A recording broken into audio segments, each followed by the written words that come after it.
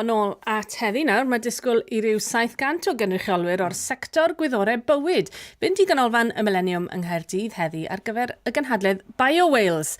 Ymysg yr rheini fydd yn siarad, mae ffigurau blaenllaw o gwmnïau GlaxoSmithKline, Pfizer a Microsoft.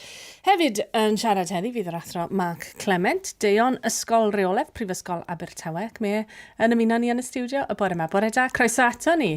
Bore da, Kate. Beth yw pwrpas y gynhadledd BioWales yma felly?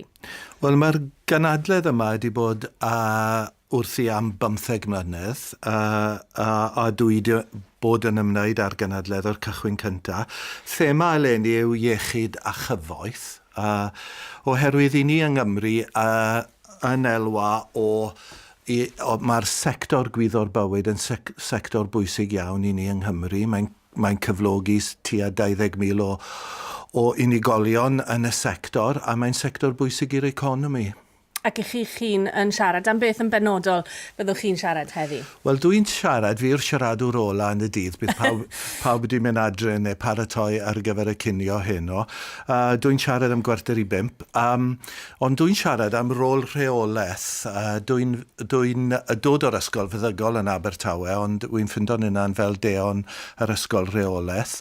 A sôn am rôl reolaeth yn y sector. Rheolaeth yn y gwasanaeth iechyd a rôl reolaeth yn y byd diwydiannol hefyd. Falle bod nhw'n cadw'r uchafbwynt tan y peth diwethaf. Nwch chi'n sôn am y gala, mae yna ginio mawreddog ac yn y blaen. Faint o'r gwir fusnes sydd yn digwydd yn yr cymdeithasu mewn rhyw ddigwyddiad mawr fel hyn? Wel, wy'n credu bod lot fawr mae ymddiriedeth yn bwysig yn y byd busnes. I ni sôn llawer am fusnesau wneud busnes gyda busnesau eraill, ond y gwirionedd amdani, y gwir amdani yw bod unigolion yn gweithio gyda unigolion, a felly mae rhwydweithio yn bwysig iawn dros ben. Mae'n adeiladu ymddiriedeth a rhannu gwerthoedd yn y trafodaethau yma. A mae'n siŵr bod llawer yn cael ei denu gan y ffaith bod na bobl o'r enwau mawr yma, pobl fel Microsoft a Pfizer ac yn y blaen yn cael ei gwahodd yna. Mae'r cwmnïau mawr yn bwysig iawn, ond mae'r byd wedi newid yn y sector gwyddor bywyd, falle mwy na'r sectorau eraill, ble mae'r cwmnïau mawr yma yn sylweddoli bod yr arloesedd yn llifo o'r cwmnïau bach.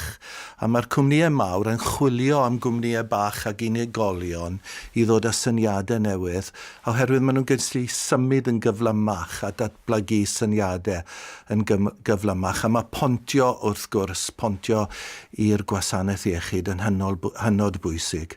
Ond mae'n ddwrnod mawr i chi. Ni'n ddiolchgar iawn i chi am ddechrau'ch diwrnod drwy ddod mewn ato ni yn y stiwdio fan hyn. Yr athro Mark Clement o Brifysgol Abertawe yn fanna.